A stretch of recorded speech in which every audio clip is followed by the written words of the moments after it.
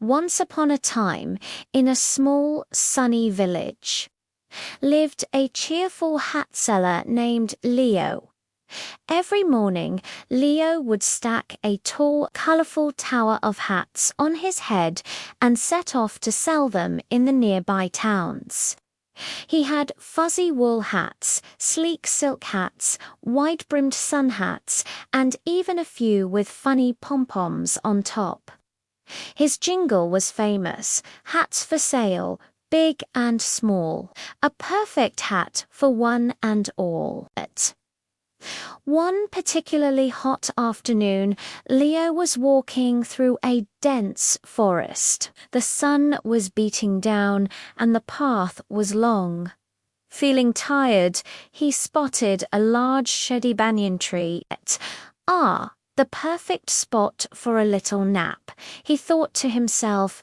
Carefully, he placed his tall stack of hats on the ground beside him, leaned against the tree's sturdy trunk, and quickly drifted off to sleep, dreaming of selling every single hat. While Leo was sound asleep, a group of mischievous monkeys who lived in the banyan tree crept down from the branches. They were curious creatures, always looking for something new and exciting. When they saw the colorful stack of hats, their eyes widened with delight. Quiet as a whisper, each monkey picked up a hat. One chose a bright red one, another a deep blue, and a third a silly yellow one with a green stripe.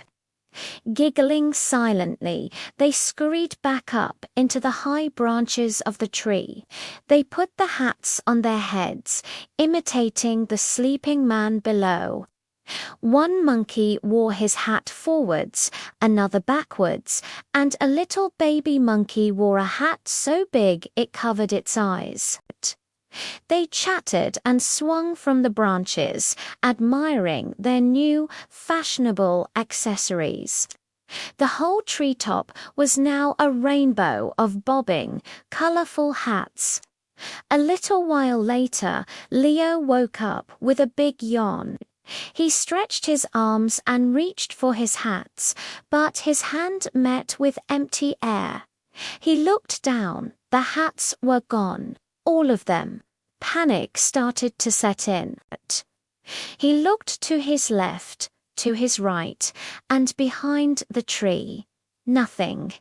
My hats. Where are my beautiful hats?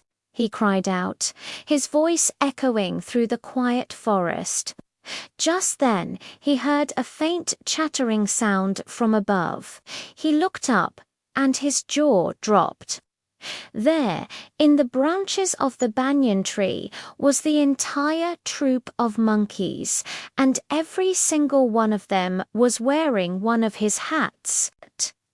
Leo was shocked, then a little angry. "Hey, you naughty monkeys, give me back my hats," he shouted, shaking his fist at them. The monkeys, instead of getting scared, simply chattered back at him and shook their little fists, perfectly mimicking his angry gesture. This only made Leo more frustrated. He jumped up and down, waving his arms. "Give them back right now," he yelled. The monkeys jumped up and down on their branches, waving their arms just like him. They thought it was a hilarious game. Leo was at his wits' end. He had to get his hats back. He picked up a small stone from the ground and pretended to throw it at them, hoping to scare them. What did the monkeys do? They picked small fruits from the tree and pretended to throw them right back at him. Leo sat down with a sigh, holding his head in his hands. How could he outsmart these clever copycats? He sat there for a moment, thinking hard. They copied everything he did. Everything. Suddenly, a brilliant idea sparked in his mind. A slow smile spread across his face. He stood up and looked at the monkeys. He was still wearing his own hat, the simple, plain one he always wore. With a very deliberate, slow motion, Leo took his own hat off his head. He held it in his hands, looked up at the monkeys, and then, with a grand gesture, he threw his hat onto the ground in front of him.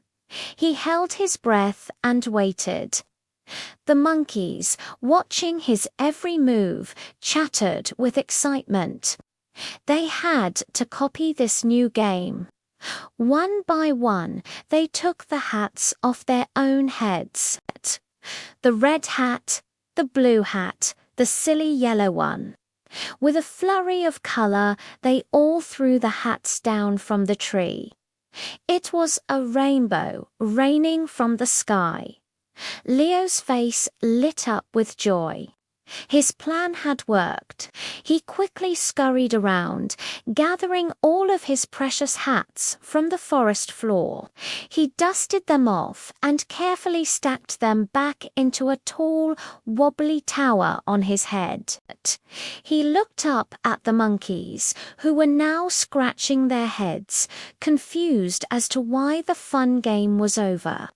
Leo gave them a little wave and a big, grateful smile. "Thank you for the lesson," he said softly. He had learned that sometimes getting angry isn't the answer. A little bit of clever thinking can solve even the trickiest of problems. With his hats safely back on his head, he continued on his journey, humming his happy tune, ready to sell his hats in the next town. From that day on, whenever he passed through the forest, he always made sure to tip his hat to his mischievous, furry friends in the banyan tree.